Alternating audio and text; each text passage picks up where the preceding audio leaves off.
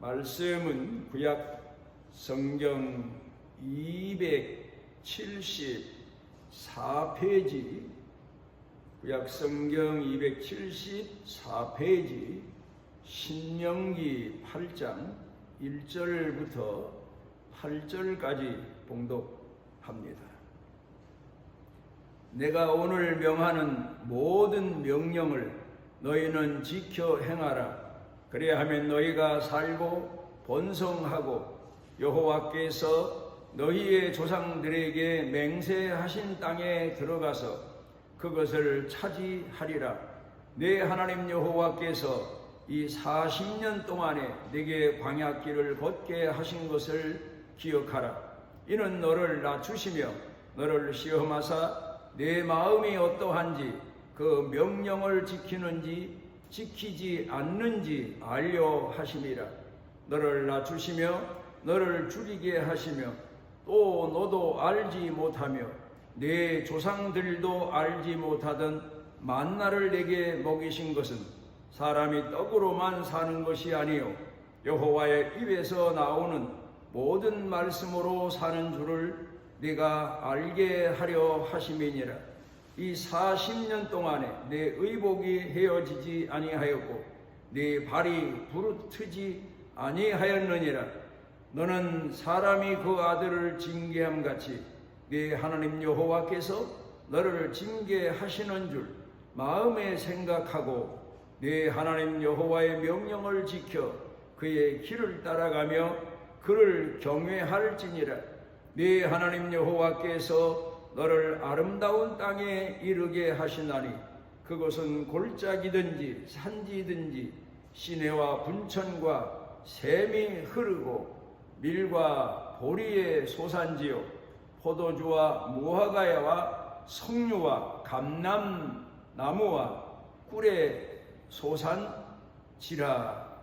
네가 먹을 것에 모자람이 없고 네게 아무 부족함이 없는 땅이며 그 땅의 돌은 철이요 산에서는 동을 캘 것이라. 네가 먹어서 배부르고 네 하나님 여호와께서 옥토를 네게 주셨으므로 말미암아 그를 찬송하리라.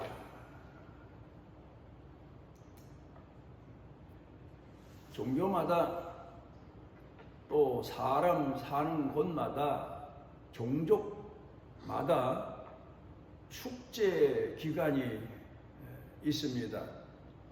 명절 기간이라 그렇게 말하죠. 우리는 아마도 설이 축제 기간이 아닌가. 보름 명절까지 보름 동안을 두고 옛날 분들은 명절 분위기를 띄우면서 축제를 가졌었습니다.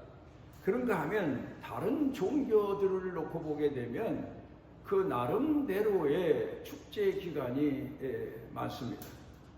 그런데 세상 사람들이 우리 기독교에 대해서 오해하고 있는 것 하나가 있는데, 기독교의 축제 기간은 크리스마스인 줄로 착각을 합니다. 선물도 주고받고 또 크리스마스 행사도 많고, 그래서 사람들은 기독교의 축제 기간이 크리스마스인 줄로 착각하지만 그건 잘못된 편견의 생각입니다. 우리 기독교 그리스도 교회의 진정한 축제는 사순절을 지나는 동안과 그리고 부활 주일이 진정한 축제 기간입니다. 예수님께서 제자들을 향하여서 말씀을 전하실 때에 세상의 왕이나 권세 가진 자나 부유한 자는 그들 나름대로 권세를 부리고 자기네 가진 재산에 대해서, 돈에 대해서, 부에 대해서 나름대로 교만하며 의시되며 사람들 앞에서 살게 되지만, 예수를 믿는 사람들, 예수님을 따르는 사람들, 하나님을 공경하는 사람들은 그 반대로 낮아지고 겸손하고 남을 부리기보다 남을 섬기고 그러면서 사는 것이 하나님의 자녀됨의 참 도리다. 그런 의미에서 여러 번 제자들을 향해서, 따르는 사람들을 향해서 말씀을 하셨습니다.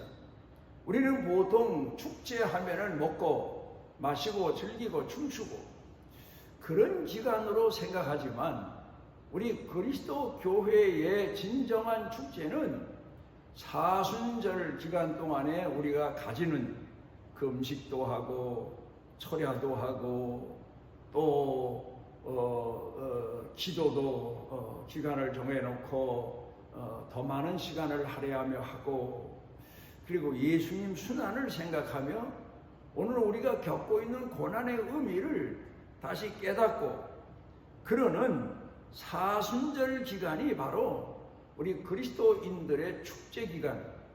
우리는 보통 축제하면 먹고 마시고 즐기고 춤추는 것으로 알지만, 예수님이 우리에게 가르쳐 주신 진정한 축제는 낮아지고 또 겸손하게 남을 섬기고 받들고 나 자신을 쳐서 복종케 하고 내 욕망을 쳐서 복종케 하고, 그러면서 하나님의 선하신 뜻을 우리 마음 가운데 받아들이고 그렇게 사는 기간, 그게 바로 우리는 축제 기간으로 생각하고, 그것이 곧 하나님이 우리에게 주시는 고난의 생애인 것 같지만, 그 끝에 가서 모진 한 여름 비바람 또 그리고 가뭄 이런 걸 극복하고 나서 아름다운 곡식의 열매가 맺히는 것처럼, 많은 고난과 역경의 생애를 통해서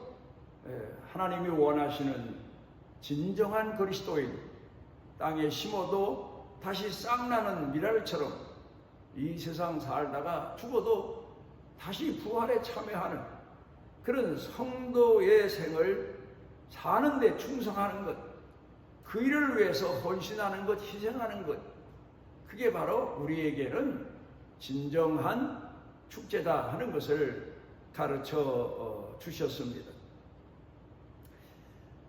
몽골에 비행기를 타고 가면 한 서너 시간, 비행기 도착하고 출국하고 이런저런 시간 걸리면 한 너도 시간 걸리지만, 비행 시간은 아마 한 서너 시간 걸립니다. 그런데 한 시간쯤 북쪽으로 비행기가 올라가다 보면 낮에 갈 때 창문을 열고 아래를 내려다보면 사막 지역을 가고 있다는 것을 인식할 수가 있습니다. 그게 바로 고비 사막입니다. 그래서 거기 사막을 지나가는데 비행기가 자그마치 1시간 정도 이상을 갑니다. 그러니 그 사막이 얼마나 큽니까? 비행기로 1시간 가는 거리면 아마 사람이 걸어서 가려면 한 달은 거의 이런저런 시련을 겪어가며 가야 되는 곳입니다. 그리고 나서 사막이 끝나고 얼마 안 가면 몽골 비행장에 비행기가 도착하게 되는데, 거길 지나면서 제가 생각을 해봅니다. 옛날 우리 조상들이 사용하던 말 중에 죽을 고비를 넘겼다, 그런 얘기가 있습니다. 죽을 뻔했는데 살았다. 이제는 죽지 않아도 되겠다. 죽음에 대한 두려움, 죽을까봐 겁을 냈는데 이제는 건강을 회복해서 살아났다. 그런 의미에서 어려운 시련과 역경을 겪고 난 다음에 죽을 고비를 넘겼다, 그런 얘기를 합니다. 그 얘기는 옛날 몽골 사람이 우리 한국에 올 때에도, 한국 사람이 몽골 갈 때에도 그 고비 사막을 통과해야만 했습니다. 그런데 그 고비 사막을 통과할 때 살았으면 이제 한국에 오든지 몽골에 가든지 살 수 있는 거고, 그렇지 않으면 그 사막에서 한 달 동안을 옛날엔 걸어서 여행을 했으니까 가다가 죽는 경우가 많았기 때문에 죽을 고비를 넘겼다, 그런 이야기를 우리 조상들이 사용했고 오늘도 우리가 그 말을 사용하고 있습니다. 그 성경을 통해 보면 이스라엘 백성들이 하나님 앞에 부름받고 훈련받고 연단받은 그 기간 동안을 우리가 돌아가서 보면 죽을 고비를 몇 번을 넘겼는지 모릅니다. 애굽에서 모세를 하나님이 보내셔서 이스라엘 백성들을 이끌어내십니다. 그리고는 하나님께서 그들을 인도하시는데 홍해바다 앞에까지 이르게 됩니다. 그때 바로 왕이 이스라엘 백성들 보낸 것을 후회해서 군대를 풀어서 다시 붙잡아 오도록 군대로 하여금 뒤쫓아가게 합니다. 그런데 이스라엘 백성들은 홍해바다 앞에 다다랐으니 뒤로 돌아서면 애굽 군대에게 노예로 포로로 다시 잡혀서 끌려가게 될 거고, 앞으로 나아가자니 홍해바다가 가로막혀서 홍해바다 빠져 죽을 수밖에 없고, 이젠 뭐 살아날 수 있는 방법은 아무것도 없습니다.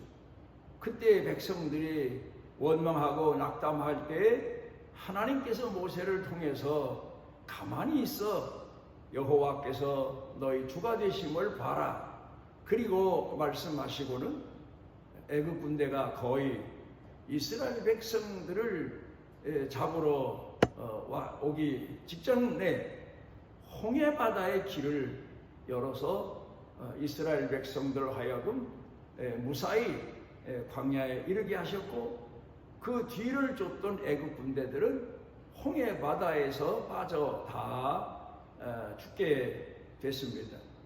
이 일에 대해서 히브리서 기자는 이스라엘 백성들이 홍해바다를 통과하며 세례를 받은 것이다.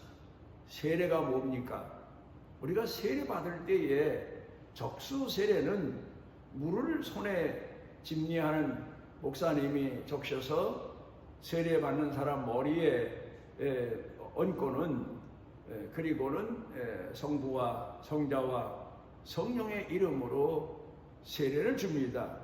그건 뭘 말해주고 있는가 하면, 지금도 침례교회는 옛날 예수님 당시의 세례요한대에 세례식 하던 것처럼, 초대교회 세례식처럼 목욕탕을 빌리거나 아니면 한여름 같은 때에는, 시골 같은 때에는 개울가에 가서 사람의 몸이 잠길 수 있는 물이 있는 곳에 가서 물에 잠겼다가 다시 나오는, 이제 그걸 세례식이라고 그럽니다. 그러니까 그 의미는 사람이 죄로 말미암아서 영원히 죽게 됐는데 예수님이 오셔서 그 죽음에서 그 홍해바다 가운데서 건져내셨다. 예수님이 홍해바다에서 사는 생명의 길이 되셨다 하는 것을 이스라엘 백성들에게 모형으로 보여주신 거고, 오늘 우리에게는 바로 그 의미를 가르쳐 주시고 계신 거다. 그렇게 히브리서 기자는 설명하고 있습니다. 예수님이 십자가에 못 박혀 돌아가셔서 우리가 바로 그 예수님을 통해서 영원한 구원을 받게 됐고, 영원한 하늘나라 부활에 참여할 수 있는 축복을 받게 된 겁니다. 여기서 우리가 잊지 말아야 될 것은 홍해바다의 길이, 생명의 길이 예수 그리스도이셨다는 사실. 심판받아 고해와 같은 이 세상, 인생을 살아도 뭐 왕으로 태어났든 부자로 태어났든 평생을 형통하고 부유하게 살았든 분명 이 세상은 고해와 같은 세상이고 마지막에 죽음으로 하나님의 심판대 아래서 버려져야 마땅한데, 예수 그리스도를 통해서 우리가 영원한 하늘나라, 거기서 다시 부활해서 하나님 백성이 되어 하늘나라 가는 그 고귀한 진리를 우리에게 허락하신 분이 바로 하나님이시고, 예수님이 고난을 통하여서 우리에게 주신, 그리고 부활의 아침에 우리에게 주신 약속이고 증표이기도 합니다. 그런가 하면은 우리가 왜 하나님을 공경하는 신앙인으로 사는데, 하나님의 자녀가 됐는데 왜 이 땅에 세상 살 때 좀 형통하고, 하나님의 자식이면 부잣집 아들들이 재산을 상속받아서 부자로 사는 것처럼, 하나님이 세상을 다 가지신 분이고 통치하시는 분이면 예수 믿는 사람이 다 잘되고 건강하고 형통하고 장수하고 그래야 되는데 왜 고난을 겪나? 그 분명한 비밀한 의미가 창세기 에덴 동산으로 가서 보면 거기서 하나님이 우리에게 가르쳐 주시고 계십니다. 아담과 하와가 하나님과의 약속을 어깁니다. 하나님은 진리의 하나님이시고 언약의 하나님이시고 율법을 이스라엘 백성에게 주신 하나님이시니, 이 세상 자연을 놓고 봐도 모든 게 다 규칙이 있고 법칙이 있습니다. 그를 어기면 사람이든 짐승이든 생명이 있는 것은 죽음을 맞이할 수밖에 없는 겁니다. 하나님과의 약속을 어기고 아담과 하와가 선악과를 따먹습니다. 죄로 인하여서 자기가 죄인인 것을 깨닫고 부끄러운 것을 깨닫고, 그리고는 대낮에 선악과를 따먹기 전에는 빛을 좋아하고 밝은 곳을 좋아하고 선을 행하던 아담과 하와가 선악과를 따먹고는 양심의 가책이 돼서 나무꾼으로 숨어 다니고 어두운 곳으로 피해 다니고, 그러자 하나님께서 그를 찾아오십니다. 아담아, 아담아 부르시고, 그리고는 그 아담을 부르셔서 가지고 오신 가죽옷을 아담과 하와에게 입히십니다. 그리고는 그들에게 하나님과의 약속을 어겨서 믿음을 상실해서 너희가 믿음을 다시 얻고 회복하고 하나님 사랑을 다시 회복하기 위해서는 여기 살면 안 되고 세상에 나가 고난과 역경을 겪어야만 그 고난과 역경의 연단을 통하여 하나님의 자녀로 다시 성화되어 가고 성숙되어 갈 수 있다는 의미에서 세상 밖으로 내어 보내십니다.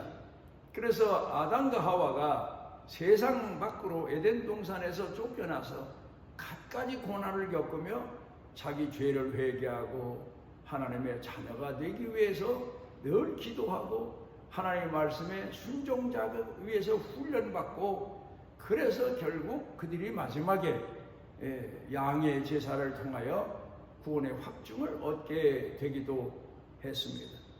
그 법칙을 하나님은 이스라엘 백성들을 통해서, 이스라엘 백성 선민을 통해서 하나님이 가르쳐 주셨고, 그리고는 그 이스라엘 백성들에게 가르쳐 주신 모형적인 구역의 양의 제사가 신약에 와서 예수님께서 십자가에 못 박혀 돌아가심으로 그 양의 실체가, 양은 모형의 제사였고 실체의 제사는 어린 양 예수님, 예수 그리스도가 십자가에 못 박혀 돌아가심으로 하나님 앞에 제물 되시고 우리를 구원해 주시는 영원한 생명을 약속해 주신 그 증거로 이제 그 구약의 양의 제사가 폐해지고 하나님 앞에, 우리 주님 앞에 예배드리는 예배가 시작이 된 겁니다.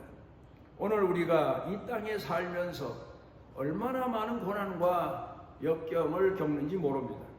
그건 다 누구든지 다 고난과 역경을 통해서 하나님 앞에 연단되어지고 하나님 공경하는 신앙인으로 훈련되기 위한 과정입니다.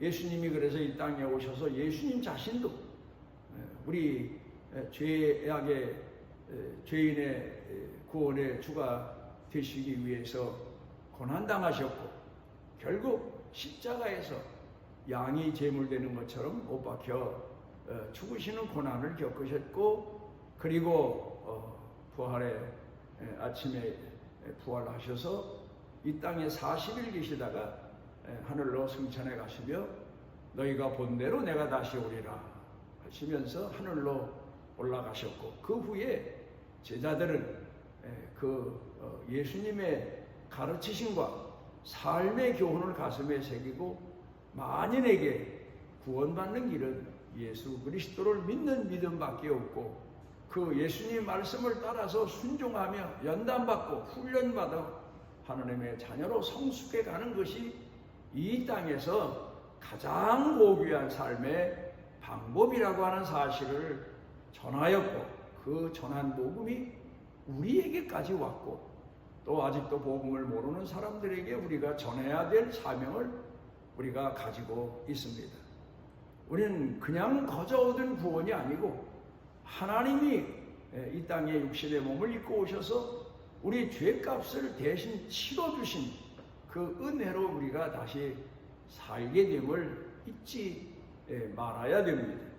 자식들이 잘못하면 부모가 다 책임지는 것처럼 자식이 죽게 된 것을 하나님이 대신 죽으시고 우리를 살려내심으로 인하여서 우리가 영원한 하늘나라 백성이 됐고 부활에 참여하는 고귀한 복을 받게 됐으니, 우리가 그 약속 언약을 바라보며 오늘도 이 땅에서 광야길을 걸을지라도 고난의 생을 살지라도 홍해바다 같은 고해 같은 이런 세상에서 계속해서 순환을 겪을지라도 믿음 잃지 아니하고 끝까지 믿음으로 승리하시기를 바랍니다. 우리를 사랑하셔서 하나님의 자녀 삼아주신 은혜를 감사드립니다. 우리 모두가 다 사망 권세를 이기시고 우리를 구원하셔 하나님의 자녀 되게 하신 우리 주님의 은혜를 우리 평생 마음에 새기고 하나님 앞에 끝까지 믿음으로 승리하는 축복의 자녀들로 살아가게 하옵소서. 예수님 이름으로 기도드리옵나이다. 아멘. 이스라엘의 하나님 여호와께서 그 날개 아래 보호를 받으러 온 내게 온전한 상 주시기를 원하노라. 죄인된 우리들을 심판받도록 버려두지 아니하시고 찾아오셔서 우리 죄값 대신 십자가에 못 박혀 죽으시고 3일 만에 부활하셔서 영원한 우리 주가 되신 우리 주 예수 그리스도의 무한하신 은혜와 우리가 죽음의 죄 사망의 골짜기에 영원히 헤어나지 못해 버림받았을 때 그 아들을 보내셔서 우리를 다시 하나님의 자녀로 불러 하나님의 자녀 되게 하신 아버지 하나님의 만극하신 사랑과 우리 속에 내재하셔서 하나님 말씀을 깨닫게 하시고 순종하게 하시고 위로받게 하시고 치료받게 하시고 회복하게 하시는 성령님의 능력의 은총이 사랑하는 자녀들 영육간의 머리 위에 사는 생활 중에 가족, 일터, 경영 온 교회 중에 넘치고 넘치도록